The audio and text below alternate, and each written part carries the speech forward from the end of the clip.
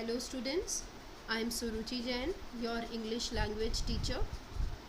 Students, today I am going to explain the first lesson of your textbook Hornbill, and the name of the chapter is The Portrait of a Lady, which is written by Khushwant Singh. See students, Khushwant Singh is a very common name for all of us. Khushwant Singh is the prominent Indian writer and columnist, and in this story, The Portrait of a Lady, he has drawn a lifelike pen portrait of his grandmother. See, he had intimate relations with her since his childhood. However, a turning point came in their relationship when the narrator's parents sent for them in the city.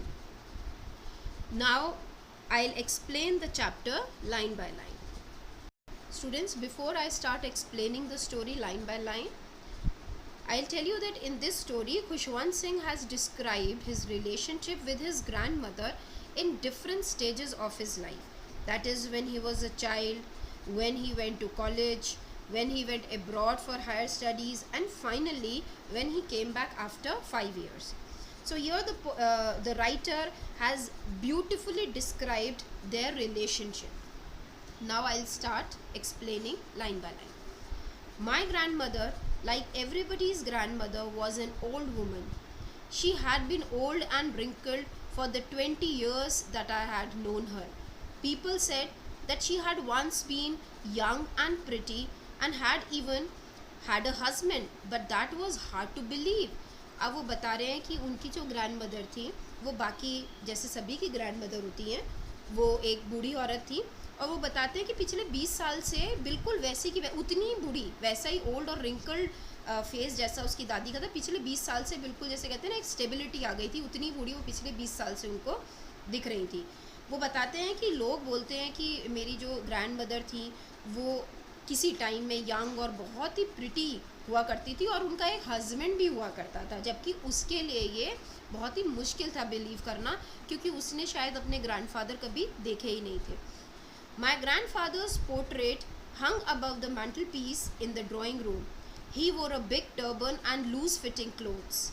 His long white beard covered the best part of his chest and he looked at least 100 years old.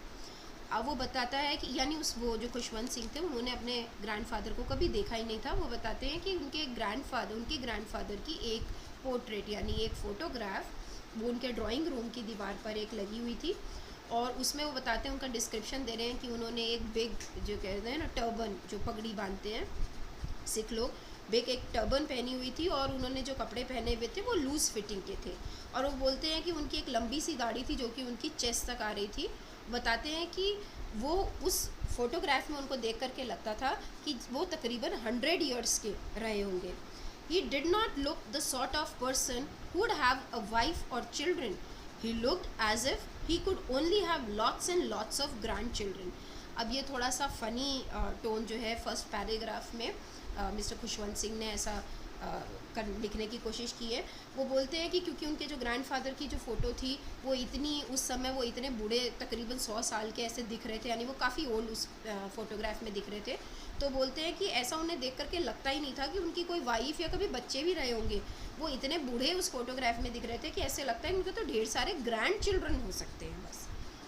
As for my grandmother being young and pretty, the thought was almost revolting. अब वो बोलते हैं कि grand mother कभी young और pretty रही हो, ये उनको इस बात में बिलीव करना या विश्वास करना, ये थॉट ही काफ़ी जो कहते हैं ना कि रिवोल्टिंग था. उनको ये विश्वास ही नहीं होता कि उनकी ग्रैंड मदर भी कभी यंग, कभी इतनी सुंदर रही होंगी, क्योंकि खुशवंत सिंह ने तो उन्हें हमेशा बूढ़ा ही देखा था. She often told us of the games she used to play as a child. That seemed quite absurd and undignified on her part, and we treated it like the fables of the prophets she used to tell us. अब वो बोलते हैं कि बहुत बारी जैसे कि जो ग्रैंड पेरेंट्स होते हैं उनको आदत होती है ना अपनी पुरानी कहानियाँ सुनाने की, तो वो भी अपनी पुरानी बातें खुशवंत सिंह के साथ शेयर किया करती थी कि वो क्या क्या गेम्स खेला करती थी। तो वो बताते हैं कि वो उन्हें सुन के बड़ी अजीब सी लगती थी। उन्हें लगता था कि क्या ग्रैंड मदर की जो गेम्स थी, उन्हें लगता था कि जैसे कोई कहानी प्रॉफिट्स की वो सुना रही हूँ। उनको बिलीव ही नहीं होता था कि उनको विश्वास ही नहीं होता था ग्रैंड मदर जो गेम्स खेला करती थी। अभी खुशवंत सिंह बोल रहे हैं कि जो उसकी जो ग्रैंड मदर जिन गेम्स के बारे में बताती थी, वो उनको काफ़ी एब्सर्ड यानी काफ़ी बेतुकी सी लगती थी। Now, she had always been short and fat and slightly bent. Her face was a crisscross of wrinkles running from everywhere to everywhere. No, we were certain she had always been as we have known her. Old, so terribly old that she could have not grown older and had stayed at the same age for 20 years. Now here Khushwant Singh says that his grandmother was a short lady, she was fat and slightly bent and she had a wrinkled face. यानी वो क्योंकि वो बूढ़ी थी इसीलिए उनका जो पीछे से जो वो कुब होता है यानी उनकी जो पीठ थी वो बेंट हुई हुई थी, जैसा बूढ़े लोगों की हो जाती है। वो एक शॉर्ट हाइट की लेडी थी और उनकी पीठ और वो फैट भी थी, she was fat and slightly bent. और उनके जो फेस था वो पूरा झुर्रियों से भरा हुआ था। She looked terribly old, she looked very old. अब वो बोलते हैं कि she had been looking the same for 20 years, यानी पिछले 20 ईयर्स, पिछले 20 सालों से वो सेम लगती थी। And she couldn't walk straight. अब आगे हम इसके बारे में भी पढ़ेंगे। She could never have been pretty but she was always beautiful. अब वो बोलते हैं कि उनको ये तो विश्वास नहीं होता था कि वो कभी बहुत ही प्यारी सी बड़ी सुंदर सी रही होंगी, बट वो बोलते हैं but she was always beautiful. यहाँ पे जो दूसरे पार्ट में जो ब्यूटीफुल वर्ड यूज़ हुआ है वो उनकी आउटर ब्यूटी के लिए यूज़ नहीं हुआ है, वो उनकी इनर ब्यूटी के लिए यूज़ हुआ है। She hobbled about the house in spotless white with one hand resting on her waist to balance her stoop and the other telling the beads of her rosary. Rosary वो जो मनकों की माला होती है ना, जो आप लोग घर में भी पूजा के लिए यूज़ करते होंगे। तो यहाँ पर खुशवंत सिंह बताते हैं कि वो because she didn't have husband, उसके जो ग्रैंडफादर थे वो एक्सपायर हो चुके थे, तो वो वाइट एकदम स्पॉटलेस यानी बिल्कुल बेदाग एकदम साफ वाइट साड़ी में सारा दिन वो घर में इधर से उधर जो है वो लंगड़ा कर चलती रहती थी। एक हाथ उनकी पीठ, क्योंकि वो स्टूप था, मैंने आपको बताया था उनकी पीठ झुकी हुई थी, वो एक हाथ से तो अपनी पीठ को अपनी कमर पर हाथ रख के पीठ को संभालती थी और दूसरे हाथ में एक मनकों की माला लेकर वो कुछ ना कुछ प्रेयर्स पढ़ती रहती थी सारा दिन। हर silver locks were scattered untidily over her pale puckered face and her lips constantly moved in inaudible prayer. अब वो बोलते हैं कि सिल्वर लॉक्स यानी क्योंकि उनके बाल जो थे वो उनके जो हेयर थे वो ग्रे थे, वो सारा दिन बिखरे मतलब उनके फेस पर वो बिखरे रहते थे और उनके होंठ हमेशा कुछ ना कुछ प्रेयर्स जो हैं वो बोलते रहते थे, जो कि इनऑडिबल यानी वो पास वाले को सुनाई तो नहीं पड़ती थी पर वो बड़बड़ाती रहती थी अपनी कोई ना कोई प्रेयर को। Yes, she was beautiful.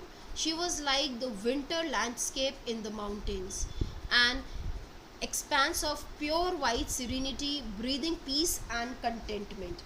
यानी आप वो जो here this line, an expanse of pure white serenity, it refers to the calm, peaceful and serene character and conduct of the grandmother.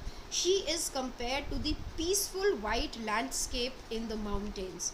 She was always attired in spotless white clothes and had silver hair. She is presented as a picture of pure white serenity.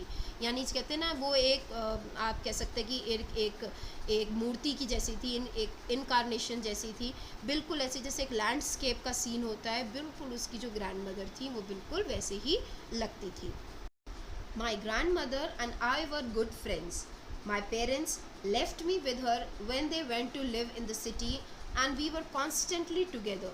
She used to wake me up in the morning and get me ready for school. अब वो बोलते हैं कि grandmother और वो दोनों village में रह गए थे। वो उनके जो पेरेंट्स थे वो काम के सिलसिले में उनको काम था कुछ, अपनी जॉब्स के चक्कर में वो लोग जो से सिटी शिफ्ट हो गए थे। तो वो बताते हैं कि वो और उसकी grandmother they were good friends. अब वो बोलते हैं कि वो मॉर्निंग में सुबह उनको उठाती थी, स्कूल के लिए रेडी करती थी। She said her morning prayer in a monotonous sing song while she bathed and dressed me in the hope that I would listen and get to know and get to know it by heart. अब वो बोलते हैं कि वो जो morning में जैसे बड़े लोगों की आदत होती है ना, वो मॉर्निंग में तैयार करते समय उसको लगातार कोई ना कोई प्रेयर्स बोलती रहती थी।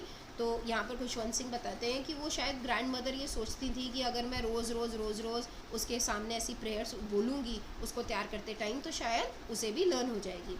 अब वो आगे बताते हैं कि I listen because I loved her voice but never bother to learn it. वो बोले मैं रोज़ सुनता था उनकी प्रेयर्स को, क्योंकि मुझे वो जब वो बोलती थी, वो गाती थी सॉन्ग के वे में प्रेयर्स, तो मुझे बहुत अच्छा लगता था, लेकिन मैंने कभी कोशिश ही नहीं करी कि मैं वो लर्न करूँ।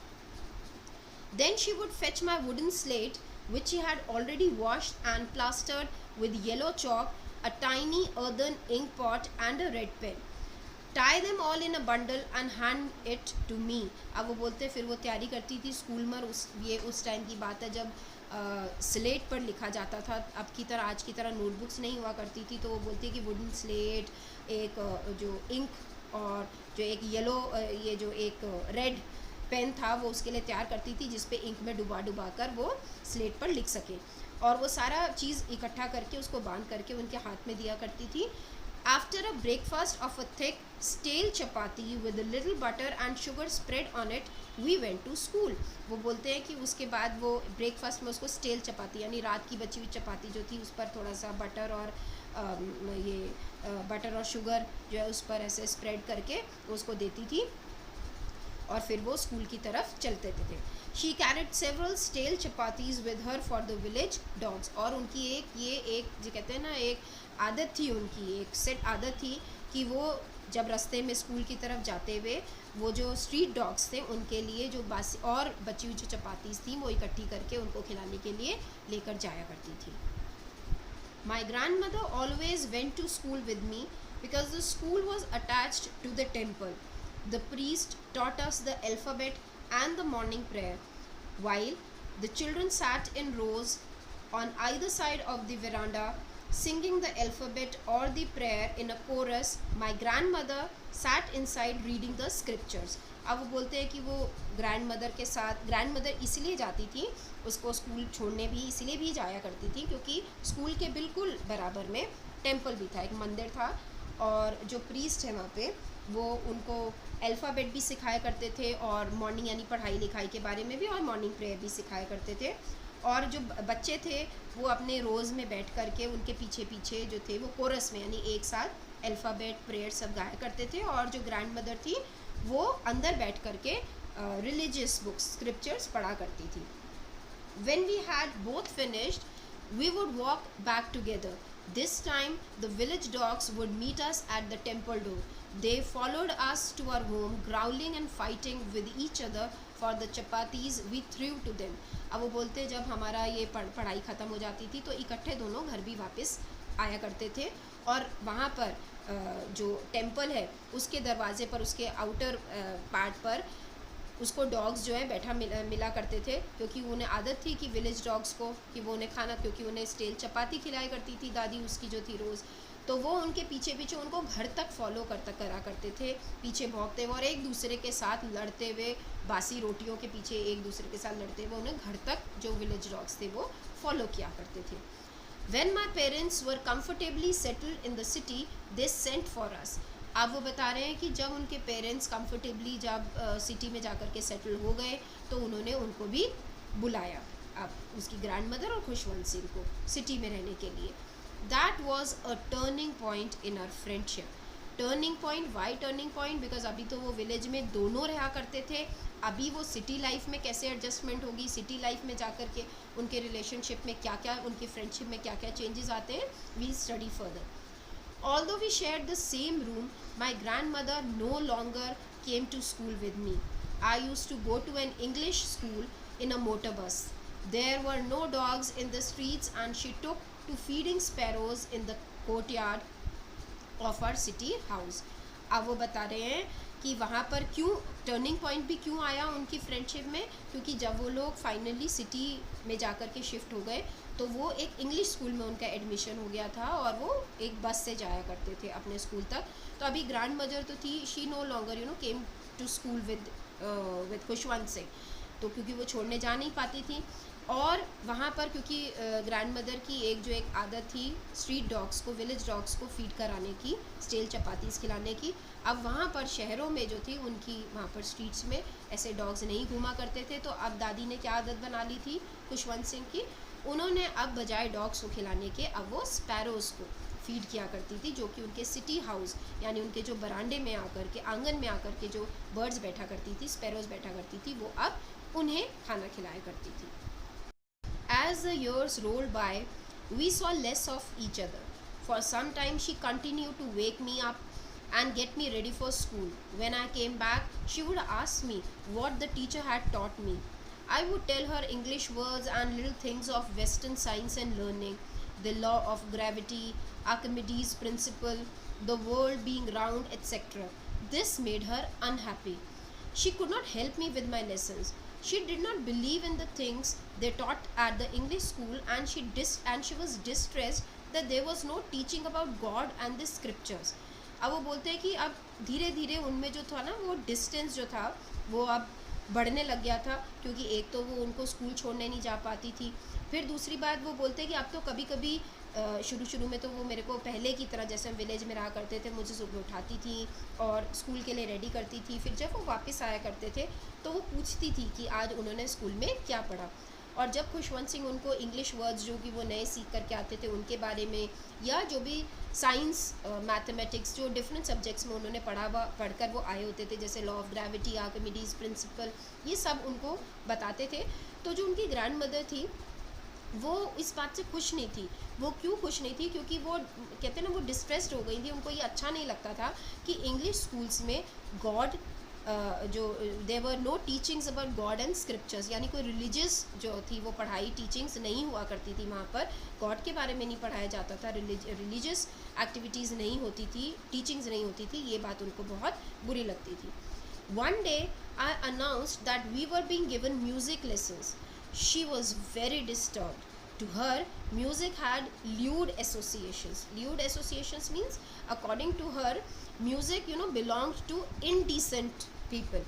अब वो बोलते हैं कि एक दिन जब उन्होंने बताया कि उनको म्यूज़िक लेसन्स दिए जाते हैं स्कूल में, तो वो बहुत ज़्यादा डिस्टर्ब हो गई, क्योंकि उनको ये लगता था कि म्यूज़िक जेंटल फोक यानी जेंटल लोगों के लिए नहीं है. It was the monopoly of harlots and beggars and not meant for gentle folk. अब उनको ये बहुत इंडिसेंट म्यूज़िक जो था उन्हें बहुत इंडिसेंट लगा करता था. वो बोलती थी कि ये जो म्यूज़िक है ये सिर्फ हार्लॉट्स यानी जो प्रॉस्टिट्यूट्स होती है ये उनके लिए, या बेगर्स से एसोसिएटेड था. ये जो जेंटल लोग होते हैं, जो इलीट क्लास लोग होते हैं, ये उनके लिए नहीं था ये music. She said nothing but her silence meant disapproval. अब उन्होंने खुल करके बहुत इसके अगेंस्ट कुछ नहीं बोला, लेकिन उनकी जो साइलेंस थी वो ही एक मतलब था उनके डिसअप्रूवल का. She rarely talked to me after that. अब उसके बाद उन्होंने बोला कि वो स्कूल को लेकर के रेयरली कभी उन्होंने दोबारा कभी उससे पूछा. When I went up to university, I was given a room of my own. अब जब वो और बड़े हुए, यूनिवर्सिटी में उनका एडमिशन हो गया, तो अब वो दादी के साथ रूम नहीं शेयर करते थे, अब वो उनको एक अलग रूम मिल गया था खुशवंत सिंह को. The common link of friendship was snapped. Common link, क्योंकि पहले वो एटलीस्ट एक कमरे में तो रहा करते थे, अब वो भी जो एक इकलौता जो लिंक था वो भी अब ख़त्म हो गया था. My grandmother accepted her seclusion with resignation. Now what does it mean? This shows the grandmother's passive submission to her secluded life after she gradually loses touch with her grandson. यानी उन्होंने बहुत decently, बहुत कहते हैं ना अच्छे तरीके से उसको जो भी सिचुएशंस थी उसको एक्सेप्ट कर लिया था. She rarely left her spinning wheel to talk to anyone. और उन्होंने एक और आदत डाल रही थी, जब वो सिटी हाउस में जब शिफ्ट हुए, वो सारा दिन स्पिनिंग व्हील पर वो काम करती रहती थी. अब वो उसे छोड़ती ही नहीं थी, बहुत कम, वो किसी से बात भी नहीं करती थी ज़्यादा. From sunrise to sunset, she sat by her wheel spinning and reciting prayers. यानी अब उनकी क्या रूटीन थी, वो सनराइज़ यानी सुबह सनराइज से लेकर शाम दिन ढलने तक, दिन उगने से लेकर दिन ढलने तक वो स्पिनिंग व्हील पर काम करती रहती थी और प्रेयर्स बोलती रहती थी. Only in the afternoon she relaxed for a while to feed the sparrows. अब वो आफ्टरनून में सिर्फ थोड़ी देर के लिए अपना टाइम निकालती थी ताकि वो बर्ड्स को, स्पैरोज़ को फीड कर सकें. While she sat in the veranda, breaking the bread into little bits, Hundreds of little birds collected round her, creating a veritable bedlam of chirrupings. What is veritable bedlam of chirrupings? यानी वो जो birds आवाज़ करती हैं, वो अपनी आवाज़ करती हुई खूब hundreds की तादाद में वहाँ पर दोपहर में birds इकट्ठी हो जाया करती थी. Some came and perched on her legs, others on her shoulders. Some even sat on her head. She smiled but never shooed them away. It used to be the happiest half hour of the day for her. अब बोलते कि जो hundreds की जो तादाद में जो numbers में जो छोटी छोटी बर्ड्स आया करती थी, जिन्हें वो फीड किया करती थी, वो ब्रेड के छोटे छोटे टुकड़े तोड़ करके उनको डाला करती थी और खिलाया करती थी. अब जो उनमें से कुछ बर्ड्स थी वो कोई उनके पैरों पर, कोई शोल्डर्स पर, कुछ तो उनके सर पर भी बैठ जाया करती थी, लेकिन उन्होंने कभी उनको डराया नहीं, कभी उन्हें शू नहीं किया. वो जो पूरे दिन में जो हाफ आवर हुआ करता था वो उनका हैप्पीएस्ट टाइम हुआ करता था जब वो बर्ड्स को फीड कराया करती थी. When I decided to go abroad for further studies, I was sure my grandmother would be upset. I would be away for 5 years, and at her age, one could never tell. One could never tell मतलब अब वो बोलते हैं कि जब आगे मैंने further studies के लिए अब्रॉड जाने के बारे में सोचा, डिसाइड किया, तब उनको लगा, खुशवंत सिंह को लगा था कि उनकी जो ग्रैंड मदर थी वो काफ़ी अपसेट हो जाएंगी, क्योंकि 5 साल के लिए उनको अब अब्रॉड जाना था, और जो कि एज, क्योंकि उसकी ग्रैंड मदर बहुत बूढ़ी थी तो इस एज पर कुछ कहा भी नहीं जा सकता कि दोबारा वो देख भी पाएंगी नहीं पाएंगी. But my grand mother could. She was not even sentimental. She came to leave me at the railway station but did not talk or show any emotion. वो बोलते हैं लेकिन स्ट्रेंजली हुआ उसका बिल्कुल उल्टा. अब उनको लगता था कि वो बहुत ज़्यादा अपसेट हो जाएंगी, बट उन्होंने तो बिल्कुल किसी तरीके का कोई इमोशन दिखाया ही नहीं. उन्होंने उसको भी एक्सेप्ट कर लिया. वो बताते हैं कि वो रेलवे स्टेशन तक उनको छोड़ने भी आई थी और उन्होंने कोई इमोशन अपना शो नहीं किया. हर lips moved in prayer, her mind was lost in prayer. Her fingers were busy telling the beads of her rosary. Silently, she kissed my forehead, and when I left, I cherished the moist imprint as perhaps the last sign of physical contact between us. अब वो बोलते हैं कि जाते time उन्होंने, उसकी grand mother ने खुशवंत सिंह के फोरहेड पर उनको किस भी किया. वो बोलते हैं कि मुझे काफ़ी देर तक, मतलब उसकी जो फीलिंग थी वो काफ़ी देर तक वो उसको जो है वो एंजॉय करते रहे, और वो बोलते हैं कि वो ऐसा मानते थे कि शायद ये एक लास्ट फिज़िकल कांटेक्ट, वो बोलते हैं कि हमारे बीच में था. फिज़िकल कांटेक्ट एज इन कि उसकी दादी ने उनको फोरहेड पर किस किया था. But that was not so. After 5 years I came back home and was met by her at the station.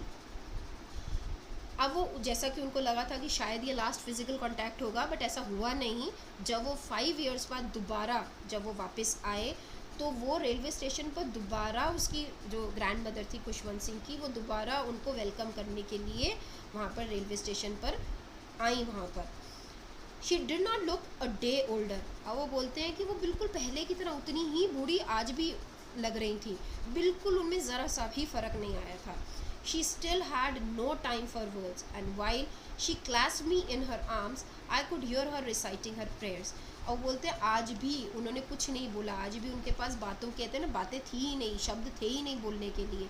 जब उन्होंने उसको गले से लगाया ग्रैंड मदर ने खुशवंत सिंह को, तो खुशवंत सिंह बताते हैं कि जब उन्होंने उनको गले से लगाया तब भी उनको उनके मुंह से कुछ प्रेयर्स बड़बड़ाने की आवाज़ें आ रही थी.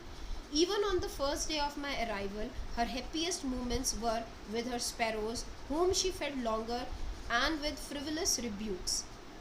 अब वो बोलते हैं कि उनका 5 साल बाद वो वापस आए थे, तो फर्स्ट डे भी ऐसा नहीं कि उनकी रूटीन में कोई चेंज आया, वही वैसे ही वो पूरा उन्होंने रूटीन फॉलो किया. और आज भी उनका जो हैप्पीएस्ट जो मोमेंट था पूरे दिन में वो तभी था जब वो स्पैरोज को फीड करा रही थी. And the meaning of frivolous रिब्यूक्स, it means the casual and light-hearted rebukes of the grandmother to the sparrows. frivolous rebukes यानी वो जो जैसे झिड़कियाँ नहीं होती, जैसे डांट फटकारती हैं मजाक में, हंसी मजाक में, ऐसा कैजुअली सीरियसली नहीं. तो वो ऐसी, क्योंकि वही कहते हैं ना उनका हैप्पीएस्ट आवर हुआ करता था, उनको सबसे अच्छा लगता था स्पैरोज़ के साथ टाइम स्पेंड करना, तो वो ऐसी उनको ऐसी हंसते वैसी फटकार लगाती रहती थी. तो वो उस दिन भी उन्होंने वही सेम रूटीन फॉलो किया. In the evening, a change came over her. She did not pray. She collected the women of the neighborhood, got an old drum and started to sing. For several hours she thumped the sagging skins of the dilapidated drum and sang on the homecoming of warriors. We had to persuade her to stop to avoid overstraining.